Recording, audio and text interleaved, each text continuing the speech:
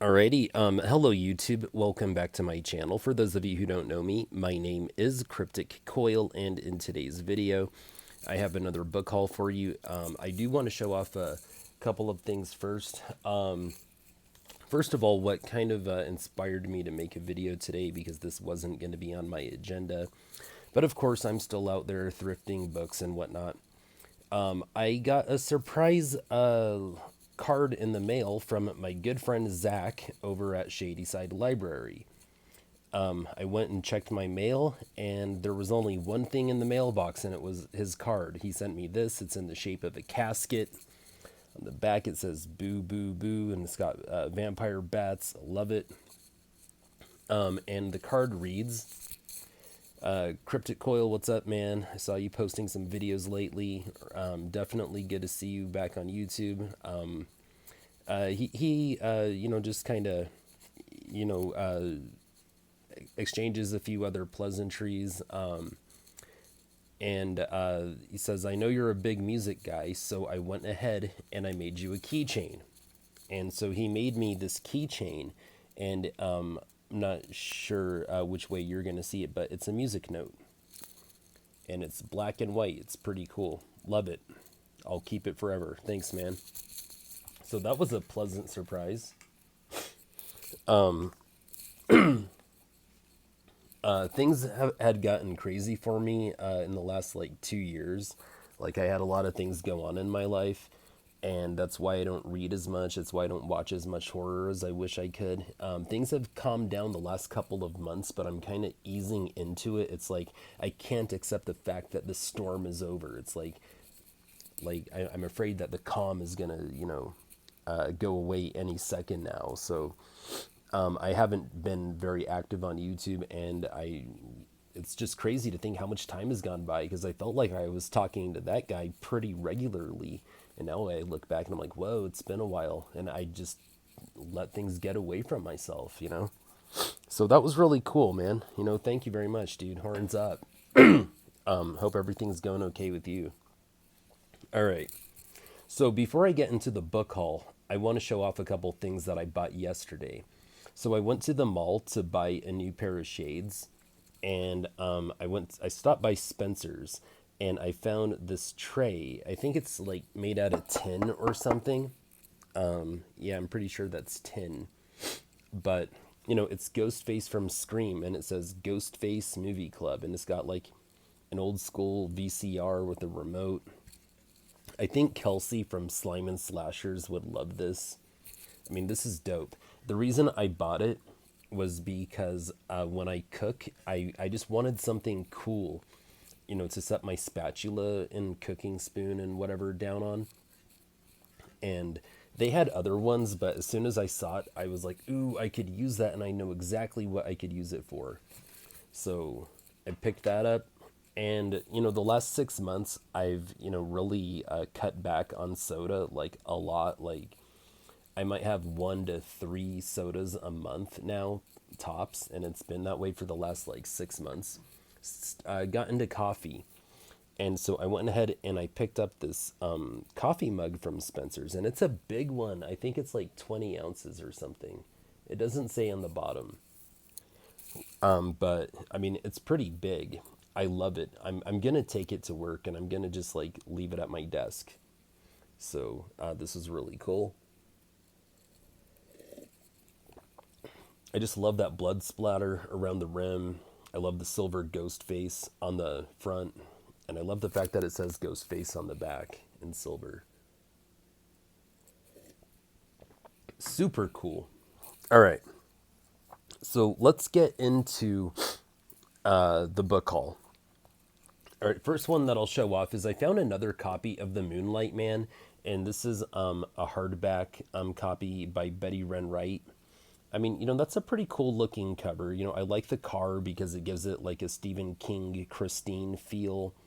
And I like this, kind of, shadowy man on the cover. You can't really see his face, and it just makes the cover look that much more mysterious. This is an ex-library copy. It's in excellent condition. I do need to like get rid of the thing on the back. I'm working on it. But in one of my more recent book hauls, I found another one, but they're different. See, they're different in size, and this one has a dust jacket, and the other one doesn't. But I don't even know what this one's about. So let's go ahead and read the synopsis on the inner dust jacket. Since their mother died, 15-year-old Jenny Jocelyn and her 6-year-old sister Allie have moved 7 times with their father, who was trying to put the past behind him. But Jenny feels right at home when she sees their cozy new house in the woods. Jenny soon finds out that the house is anything but ordinary. A picture on Allie's bedroom wall appears, then disappears. In one moonlit night, the two girls think they see a shadowy man and his dog sitting on their back step. Maybe it was just the moonlight playing tricks on our eyes. They reason and call the shadow the Moonlight Man. When their new neighbor April hears someone sobbing in her basement, Jenny takes charge, enlisting April to help her get to the bottom of the puzzle. Very quickly, the girls become involved in something much scarier than they had imagined. Okay, I mean, that sounds pretty good. Sounds like a good old classic, good old fashioned Betty Renwright ghost story. All right, so the next book that I want to show off is this Twilight Zone graphic novel called The Odyssey of Flight 33. So this is the one where, I don't know if you remember the episode or if you saw the movie that they made in the 80s where they remade that episode. But it's the one where William Shatner was like swearing up and down that Jeepers Creepers was on the wing of the plane. And he was the only one on the flight that could see it or notice it. And everyone thought he was crazy. And then at the end of the episode, the flight crew found evidence that there was something out there after all. This is a graphic novel of that episode. So that was pretty cool. And I guess this used to belong to a local middle school. Very interesting. All right. I have a few movies that I could show off, and I've picked up a bunch of movies lately, but these are just the only ones that I brought out. So I've actually never seen this movie before. I know that my parents saw it the night that I bought my first copy of Welcome Back to Dead House from the Scholastic Book Fair. It's called The Howling. It's like a classic werewolf movie. I don't even know what year it was. Let's see. Let's open the DVD. 1980. I know that as far as werewolf movies go, it's usually this one or An American Werewolf in London that are considered the best of all time. And I think that most werewolf movies aren't really very well liked. But I've never seen this, and I picked it up at a thrift store for $3. So glad to have that. Then I picked up this collection of Bela Lugosi Dracula films, and it's called the Legacy Collection. And it doesn't really say on the back what they got, but it is so hard. I mean, it is so darn hard to get this DVD out of the DVD thing. I'm thinking I might just throw this away. Nah, I won't. But it's got disc 1. I want to know what films are in here. Okay. So on disc 1, it's got the original 1931 Dracula movie. I saw that one in 5th grade and I liked it. I watched it again in high school, but I haven't seen it since. Then it's got The Road to Dracula, an original documentary. And then it's got a feature commentary with film historian David J. Scal. Then disc 2, side 1, has Dracula in Spanish, and then it has Dracula's daughter. And then disc 2 has Son of Dracula and House of Dracula.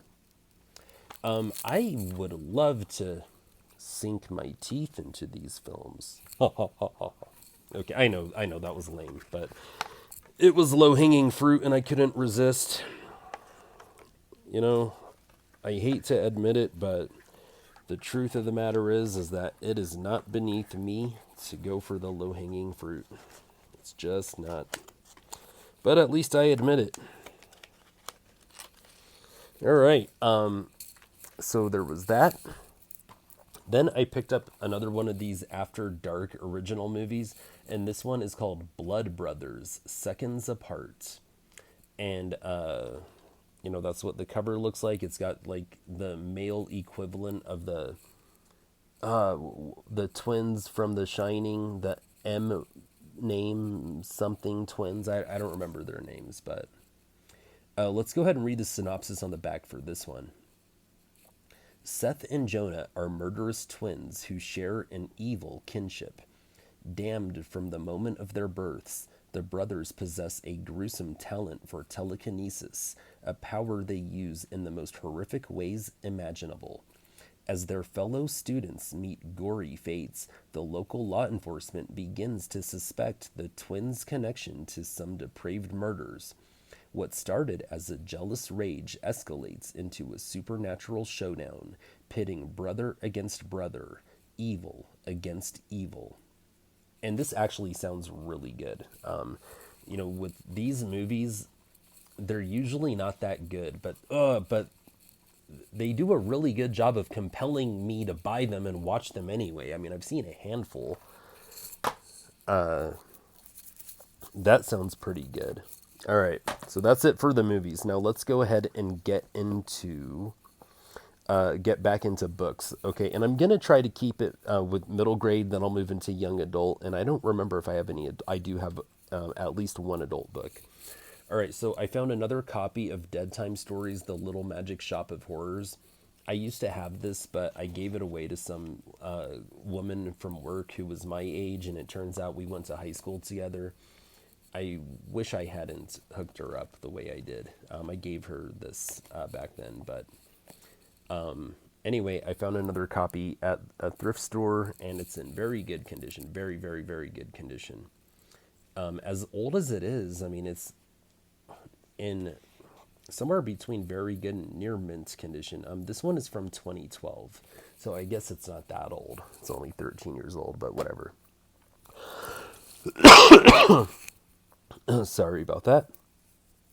I don't think that. I mean, I've had this for a little while, but I don't think I've shown it off in a book haul. I haven't had it that long, but it's possible that I featured it in my last book haul or maybe the book haul before that. I don't really remember. But this one is by Peg Carre. And is that how you spell it? Carrot or say it, pronounce it? Is it carrot? Carre? I think it's Carre. All right, but the book is called Stolen Children, and look at that cover. Great cover with a rocking chair by a window with the moonlight coming into the room in the dark. Great looking cover. And this is a book from 2008, I believe. It says some on the back. So this printing was actually from 2009.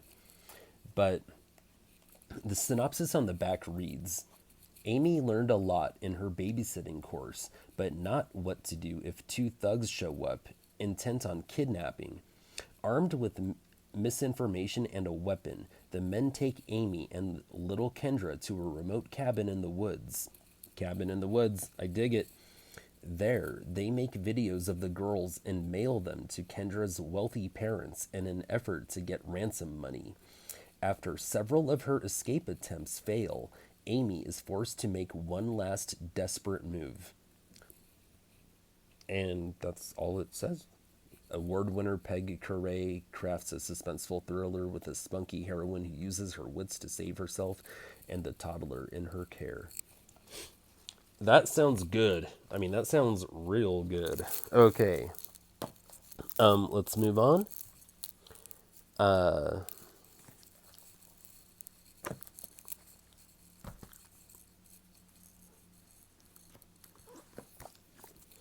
Okay, I found this. This is a Goosebumps monster survival guide. All the tips and tricks you'll need to fight an invasion in your hometown. And I think it's not exactly a graphic novel. It's more like a magazine. I mean, there you got the executioner from Terror Tower. This was a pretty cool find. Again, I found it at a thrift store for like $1 or something, like $1.50. So that was pretty cool. I found a copy of Stay Out of the Basement, and this is in actually super good condition. I think that the worst part about it is that little corner torn off, but otherwise, I mean, the cover's not very beat up at all. The spine is about as healthy as it was on the day that the book was printed. The pages have kind of browned, with age a little bit, but this is, as far as I'm concerned, in collectability condition. And that's really cool because in 2025, it is getting harder and harder to find Goosebumps books out in the wild. And for the older ones, like Stay Out of the Basement, which is book number 2 in the series, finding them in good condition is getting really, really hard. So, I mean, that was pretty cool.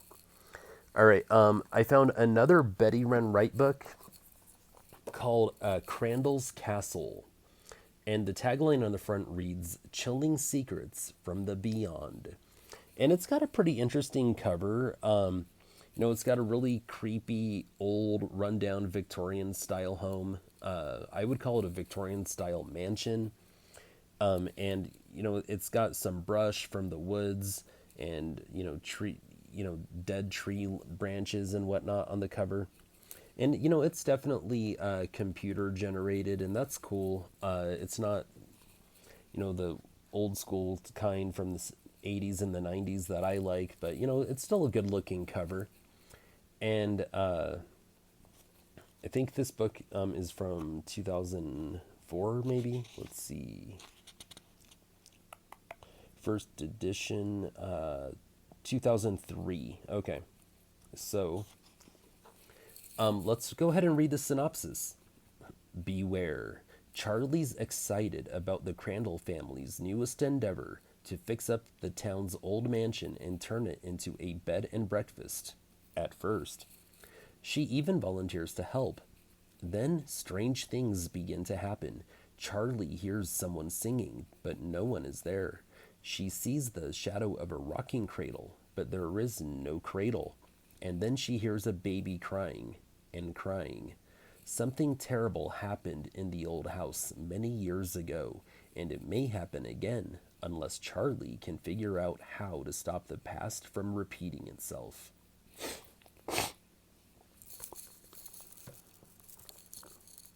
I mean, there it is, Betty Wren Wright, with a great ghost story.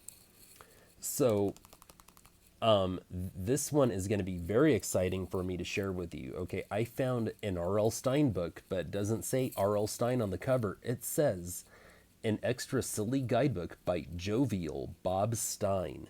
Bob Stein, as in Robert Lawrence Stein, as in R.L. Stine.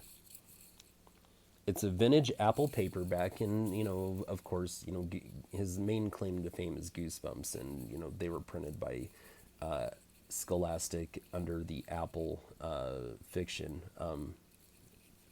division. But it's called How to Be Funny. I'm not going to read the synopsis on the back, but this is in pretty good condition. Good healthy spine. The cover's not too beat up.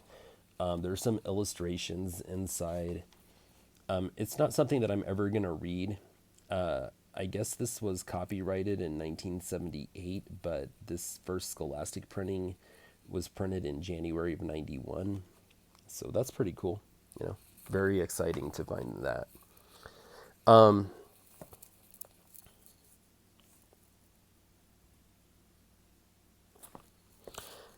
Speaking of R.L. Stine, I found another book by, it's in the Goosebumps Horrorland collection, and it's book number 9, Welcome to Camp Slither. And my Horrorland collection is actually pretty big. I have the vast majority of the books. I think that my boy Zach over at Shady Side Library has them all now, or all but one, or something like that. I have the vast majority, so I'm catching up. Let's see. I found another R.L. Stein Goosebumps book. Okay, Night of the Living Dummy 2 in this reprinted version. And which is really cool because I have all three original Night of the Living Dummy books. I think there might be four now, but I have the first three, the original trilogy. And with this particular reprint, I have books 1 and 3, and now I have 2. So that was really exciting to find. I like the original covers better than this one, but it's still cool to have. Then, as far as R.L. Stein goes, I believe I have one more, and it's this one. It's a reprint of The Ghost Next Door, and it's the same reprinting as the Night of the Living Dummy 2 that I just showed you. So, I mean, I have a bunch of these reprints as well.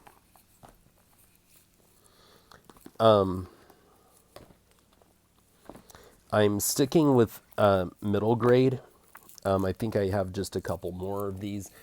There's these books, and I've seen them out in the wild, but I never picked them up before. But this one had such a cool cover that I went ahead and picked it up, and now I might start collecting the whole collection. And it's called Sports Mysteries, and it's published by Little Apple, so it's got the green apple logo. And this one is called The Haunted Soccer Field. And the author of this book is T.J. Edwards. I don't know if T.J. Edwards writes all of them, but this is a book from July of 1995. And let's just read the summary on back. Will a vengeful ghost reign the Sonics, or will a vengeful ghost ruin the Sonics' championship hopes? When a stolen treasure is traced to Smithfield, Brian, Corey, and the rest of the gang find themselves caught in the middle of one wild soccer tournament. The ghost who owns the treasure is out for revenge, and for some reason he's coming after the Sonics, a vandalized garage, 3 slashed soccer balls, an eerie howling in the night. Who has the ghost's treasure? Why is the ghost haunting the Sonics soccer field? Can these super sleuth athletes solve the mystery of the haunted soccer field before the tournament is ruined? That actually sounds like a good read. Let's see. Look for these other sports mysteries books. Number 1, The Case of the Missing Pitcher.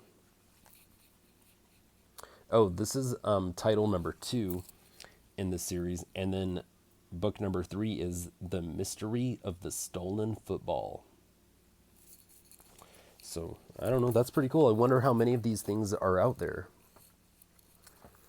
And then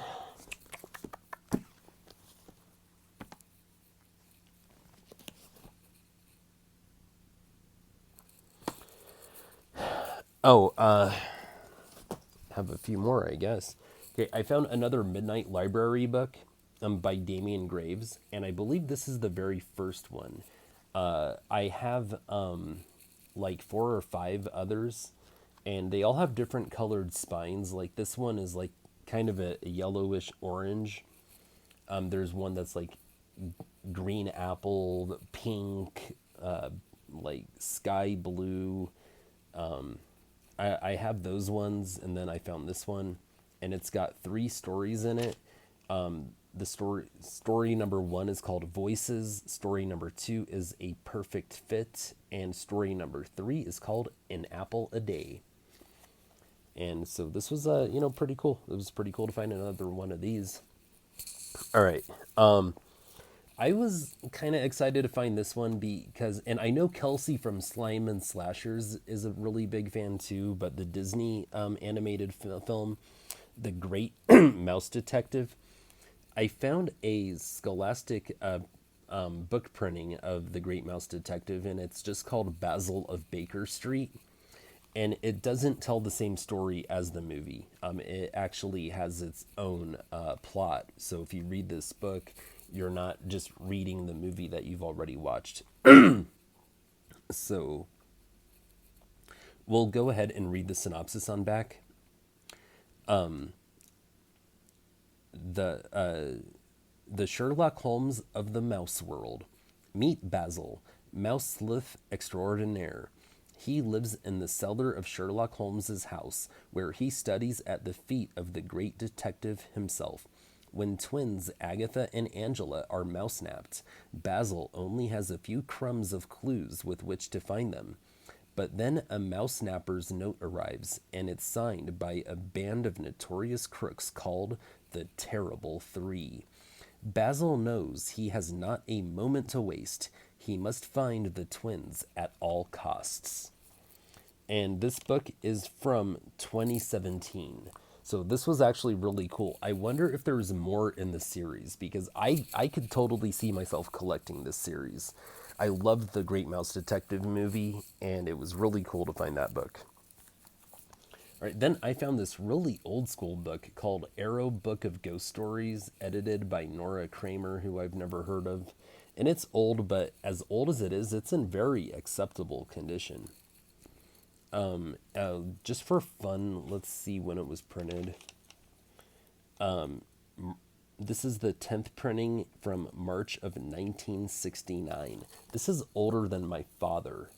Okay. Anyway, here's the synopsis on back. Here I lie, or here lie ghosts, spooky of every kind. Here is George, the tired ghost who can't rest until two boys promise to bury his bones in the dark of night. Here's the unpleasant water ghost who floods the castle every time she haunts it until she is cleverly outwitted. Here are spooky goblins and ghostly cats and strange creatures who weave their spells on Halloween. Come right in. You'll have a shivery, quivery, just scary enough time. This book has definitely suffered from a little bit of water damage, and oh god, I hope it's water. I hope it's water. Anyway, yeah, but that was a cool find, and I think I have two more in the. Is it just two more? Nope, three more. Okay, I got three more middle grade books. Okay, this is another Vintage Apple paperback, ex-library copy, I guess. Yep, ex-library copy. And it's called Nothing's Fair in Fifth Grade by Barthy de Clements. Or de Clements. I don't know how to pronounce that surname. But the title is called Nothing's Fair in Fifth Grade, and the tagline is, But Things Can Get Better. And this is by the author of Sixth Grade Can Really Kill You. And here's the cover. And it's one of those like really wholesome, old school, vintage Apple paperback covers. These young girls having a sleepover, doing girl stuff, putting on makeup and pillow fighting and talking about boys, whatever they do. It takes me back to a simpler time in life, back in the day. All right, this is from 1981, so I wasn't even alive. I was born 5 years later, 86. Anyway, the summary on the back reads, when fat Elsie Edwards walks into Jenny Sawyer's fifth grade class, she's the last person Jenny expects to be friendly with. Elsie is not only fat, she steals everyone's lunch money to buy candy. And when the book club money disappears, the whole class is punished. Nothing's fair. The teacher, Mrs. Hanson, is very strict. Fractions are impossible, and Jenny is assigned as Elsie's guide in school. Nothing's fair. But Elsie turns out to be a math genius. She helps Jenny learn fractions. Elsie's diet begins to work. Then Jenny and her friends discover that Elsie's fat really covers up a good friend. Nothing's fair, but some things are not as bad as they seem. This actually sounds cute. It sounds pretty wholesome, but it sounds a bit outdated in a way that could be problematic in today's social climate. But either way, it's another vintage Apple paperback to go with my collection because I really enjoy collecting these vintage Apple paperbacks. All right, two more middle grade books, and I think this is a Christian publishing company that published like Christian alternatives for the books that were popular at the time. And this one is called The Mystery of the Old Castle. And you can definitely tell this is late 80s, early 90s. Let's see exactly.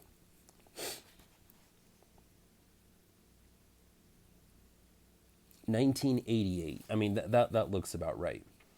And it's called The Mystery of the Old Castle, a White Horse Mystery. And the author is Marjorie Zimmerman. Let's take a look at that cover one more time. I mean, it's a good looking cover. I really like, middle grade horror books with covers like this. I mean, it fits right in. The tagline on the front reads, "Was Gail's faith strong enough to get her through the hardest summer of her life?" And the synopsis on the back reads, "When 14-year-old Gail took a summer babysitting job at the old castle, she never expected this. What was scaring 7-year-old Kevin so badly? She knew someone was in the castle tower, but who and why? How could she solve the mystery and help Kevin when the tower was locked all the time and she wasn't allowed to enter it? If only Gail could explain how God could help Kevin when he was scared. Having faith himself was one thing, but explaining it to someone else was a lot harder." That sounds cute. That sounds wholesome. I mean, I'm not religious anymore. I used to be. I used to be very devoutly religious. I read the Bible. I used to be very active in service at the church into my late 20s. Gosh, it's been so long. It doesn't feel like it, but this is this sounds cute. I don't know if I'd read it, but I'm happy to have it in the collection. All right. Then I have this book, and I'm assuming that this is middle grade. I'm assuming it's not young adult. And it's again by Peg Carre. Don't Tell Anyone. And that's creepy. Just because it has like an adolescent girl on the cover and the title is Don't Tell Anyone, it just kind of makes my flesh crawl a little bit.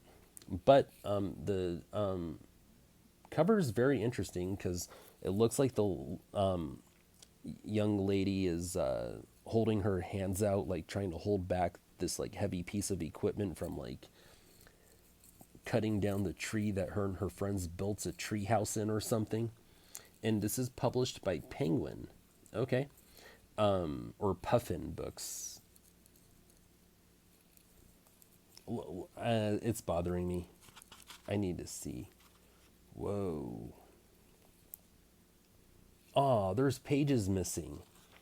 Like the copyright page and the table of contents pages. So I can't even look to see what year this was. 2001. On the back, it says that the cover illustration was copyrighted in the year 2001. So it's old school. It's an ex-library copy, so it's kind of a hardback. But let's just go ahead and jump into the and I don't know if you can see that, but that's I called it Penguin, but I think it's Puffin Books or something like that. But let's read the synopsis on the back. The feral cats live in the open field near Megan's house. It's about to be bulldozed for an apartment building, but Megan can help them. An odd man offers to help her save the cats, and he acts so strangely. Megan knows there's something not quite right about him. After witnessing a hit-and-run car accident, Megan suddenly begins receiving disturbing notes promising a world of danger if she doesn't keep her mouth shut. Not knowing who to trust, Megan will have to rely on her wits in order to save the cats and herself from the treacherous adventures that lie ahead. That sounds pretty cool because it sounds like there's kind of two stories going on at once. It's like on the one hand, she's trying to save the cats. On the other hand, she's trying to, stay safe and figure out, who her mystery would be assailant is. All right. All right. I mean, it sounds pretty good. And I think that was the last of the middle grade. And then we can now move into young adults. Let me just gather them all. All right, so real quick, I found this copy of Code Orange by Caroline B. Cooney. I already have a paperback, but then I found this hardback with the dust jacket, and oh god, it's never been read because the cover and the pages offer resistance. It's in like mint condition. Now, I really don't see myself ever reading this book. It just doesn't sound like my genre, but I am proud and happy to have it in the collection. So I'll just get that one out of the way. Then there's these books, okay, called Forbidden Doors, and I think that these are another, Christian alternative to like Goosebumps and Fear Street and things like that. And this is what I believe was a Christian alternative to like Fear Street. And, it's a series called Forbidden Doors by Bill Myers. And this is book number 1, The Society, which I found a few years back and I featured in one of my original book hauls from, back when I started this channel and started doing book hauls. But I found another one in that series and it's called The Encounter. And it's book number 6 and it looks like it has to do with aliens. And these are some good looking covers because they really remind me of the 90s. I wonder what year this was published. Oh my god, it's never been read. The cover and the pages are offering resistance. 1995, and it reminds me of 1995. All right, so I think it has to do with aliens. Let's just read the synopsis. Chrissy is an airhead. Everyone knows it, so no one takes her seriously when she starts talking about receiving mysterious messages, all written by her hand, all without her direction. No one, that is, but Philip. He knows that what is happening to his girlfriend is strange and getting stranger all the time. The odd communications, the cryptic warnings, the frightening encounters, they all seem to carry one message. Someone beyond this reality, beyond this planet, is coming for a visit, and the one person that visitor most wants to see is Chrissy. But there is more at stake than anyone realizes, and it's up to Philip and his friends to discover the truth before it's too late. I'm pretty sure that this is a Christian book series, and I have a feeling that it's not going to be aliens, it's going to be an angel. Spoiler alert. Okay. So then I found this really vintage book, and it's by an author named Elizabeth St. Clair, and the title is Mansion in Miniature. And great looking cover. I mean, that's a pretty puffy shirt. It's like almost like a pirate shirt in a way. But beautiful Victorian style mansion in the background. With a hay field and like water, like a beach on the side of the house. The tagline on the front says, "The dollhouse was magnificent, complete in every detail, but was it haunted by the spirit of a girl who would not die?" And the synopsis on the back reads, Terror in miniature. The dollhouse was a Georgian mansion in miniature, breathtakingly realistic, as lovely and fragile as Crystal Fairchild herself. And Crystal's pretty sister Karen was delighted at the chance to visit isolated Fair Island and help put the finishing touches on this doll-sized wonderland. But when Karen arrived at her sister's home, Crystal greeted her not with friendship, but with fear, muttering that her dead husband's family was holding her prisoner and they'd never let her escape. Poor mad Crystal, seeing villains everywhere but in her little dollhouse world. Karen could easily tell that the Fairchilds were only trying to help Crystal. Certainly, handsome Paul Fairchild, who had swiftly captured Karen's heart, would protect Crystal from any harm. But Karen was wrong, and for once only Crystal perceived the truth and recognized the horror which was reaching out to engulf them both. A horror that could find them anywhere, that could pursue them even into Crystal's dollhouse sanctuary, claiming its two helpless victims and leaving their precious creation tainted by an overpowering legacy of fear. That sounds interesting. The font is really tiny. The book is really old. Let's see. It's from 1977. So it's in such good condition, I don't even want to read it. And to tell you the truth, I don't know if I want to read a book about a dollhouse. I mean, that's not fair because I have books about dollhouses and I do want to read a few of them, but that one just doesn't quite entice me as much. I think it's more about the vintage factor and the collectability, and it's in good condition. And I think it's kind of rare, so.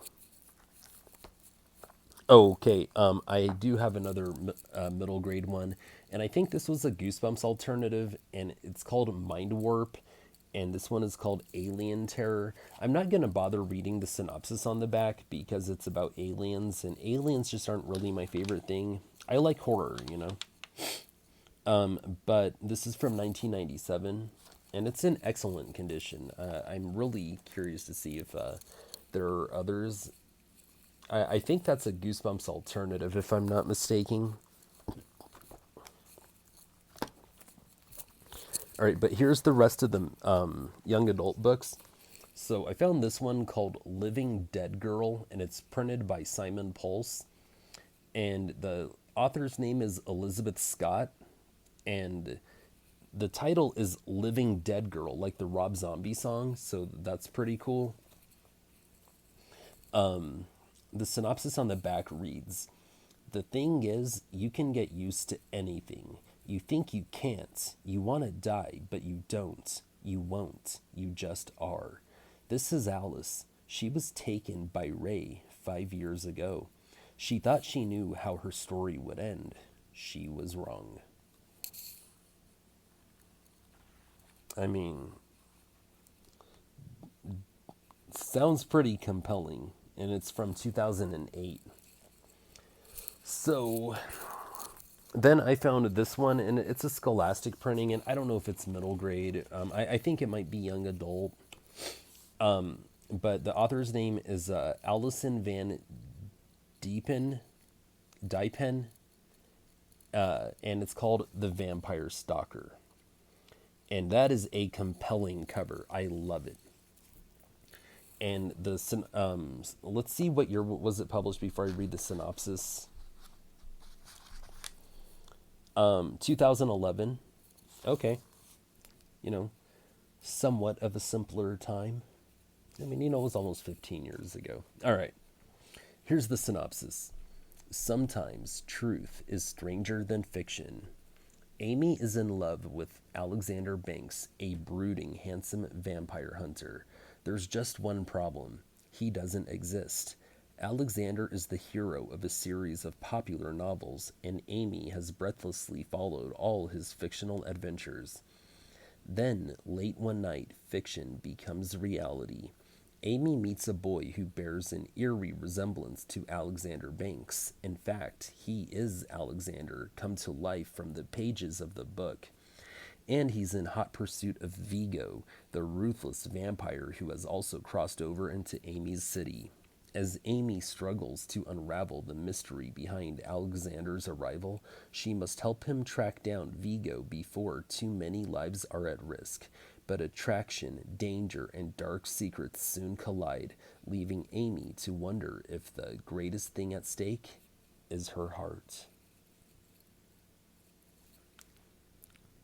All right, sounds cute. I don't know if I'm interested. I think that the most interesting thing about it is how did these fictional characters come into real life? And that last sentence, the greatest thing at stake is her heart. Oh, I love it. I mean, that is some delicious pizza right there. Cheesy as it gets, but oh, so good. Love it. I I might have to get around to reading that. I don't know. I don't know. I'm not jumping to do it, but that's gonna live rent free in my head for a minute. Okay. Then I found a point horror novel by Rosemary Wells, and it's called The Man in the Woods. And this was really fun to find. It's always a pleasure to find a point horror novel that I don't already have. And I've found so many point horror novels since my last point horror collection video. I'm really thinking that this summer I'm going to do an updated point horror collection video. All right, so let's see. What year was this published? It was published in 1984, so 2 years before I was born. Wow. So this is a 41-year-old book. Okay. The cover of this book kind of gives me some, Christopher Pike vibes, like the grave execution of innocence. It's giving me some vibes like that. Like you look through the trees and you see the shadowy figures. The tagline on the front reads, "He sees you when you're sleeping. He knows when you're awake." Yeah, Santa Claus is a creep. All right, let's read the synopsis on the back. You better watch out. Helen wasn't thinking when she followed the man in the woods. She just wanted to catch him and help the police solve their case. But when the detectives made the arrest, Helen knew they had the wrong man. She was sure the real criminal was still out there. She had seen him, and he had seen her. Now he's trying to scare her. First, it's the locket with the picture horribly scarred. Then the Christmas song with the words made into a threat. Helen's not safe wherever she goes. The man in the woods is waiting for her, and unless she discovers his secret soon, she'll never live to tell it. I mean, that sounds like super dope. I mean, that sounds like a good read. All right. Then I found this one, and I believe this is a point horror book too. I'm not sure. It doesn't say point on. It's just Scholastic, so maybe it's not a point. But the author is Jude Watson, and this one is called Disappearance: A Premonitions Mystery. Some time ago, I found the book Premonition or Premonitions, and it's got like Final Destination kind of vibes. And I don't know if this is book number 2, book number 3, number 4. I know that there's this really cool, interesting bookmark. I've never seen one of these before. I'm going to hold on to this. I use candy bar wrappers or receipts as bookmarks. This book is from 2005. And I want to see if...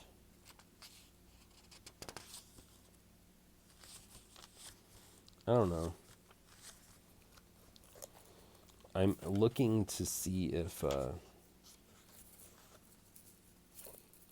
No, I mean, there's no page that lists other works by this author, and it doesn't tell you where this ranks in the series. I just don't know. But anyway, I have one more young adult book, and this is a vintage Avon Flair young adult horror book. So R.L. Stine used to, when he wasn't writing for Point, he had done like a few Avon Flairs, I think. Christopher Pike had, I think. So this is a good, publishing agency for, vintage young adult horrors. And this one is called Summer's End by Robert Hawks. And it's got a really cool cover. I mean, it's got a beach, a moonlit beach with this like face. The face is embossed. And it's kind of an ape-like face with the teeth and the nose, and the moon is kind of one of its eyes. I mean, this is a good-looking cover. Summer's End. Let's see, what year was it from? It's from 1994, And we'll go ahead and read the synopsis on back. Without a trace, where is Amy's little sister who played on the beach just yesterday? Where are the twins who were her playmates? And all the others who vanished one by one? Where are the children? Nobody knows and nobody cares because they've disappeared even from the memories of those who loved them. Remember me? Only Amy remembers her sister Sarah and searches frantically to rescue her before the summer ends, leaving all the little children lost forever. Summer's End. That sounds fantastic. There's a book in M.T. Coffin's Spine Tinglers called Where Have All the Parents Gone? And all the parents disappeared. This is one where all the children disappeared. So it would be really fun to read both books. And since summer is coming up, this would be good to put on the to be read list and then read the Spine Tinglers book and make a comparison video. All right, I'm down to the second to last book, the penultimate book. For those of you who don't know, the word penultimate means second to last. And this one is called Daughters Unto Devils. And I found this at a local thrift store, and it's not really in the best condition because the front cover is on the verge of coming off. I wonder if that can be fixed with like super glue or something.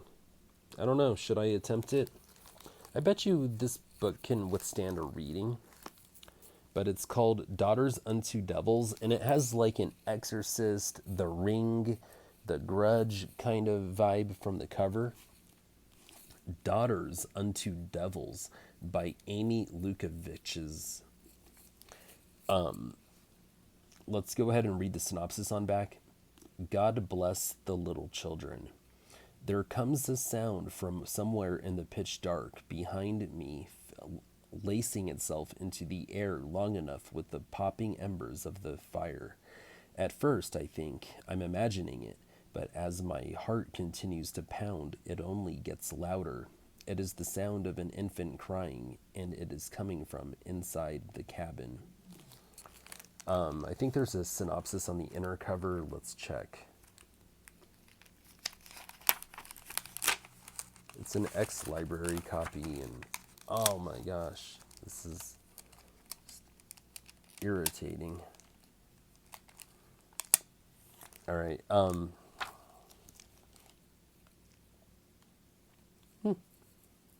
It was last checked out September 13th. Wonder if someone stole this from the library and then like donated it. Because it doesn't have a discard stamp or nothing. Anyway. When 16-year-old Amanda Vernay's family decides to move from their... I can't even read it. I can't. All right. So let's move on to the next book, okay? Or the last book. It's called Lost Boy, Lost Girl by Peter Straub. And it's got a brief summary on the back and an endorsement from Neil Gaiman.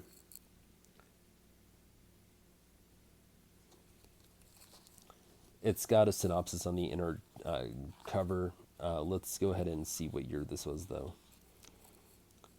This is from 2003, so this is vintage now. All right. A woman commits suicide for no apparent reason. A week later, her son, beautiful, troubled 15-year-old Mark Underhill, vanishes from the face of the earth. To his uncle, horror novelist Timothy Underhill, Mark's inexplicable absence feels like a second death.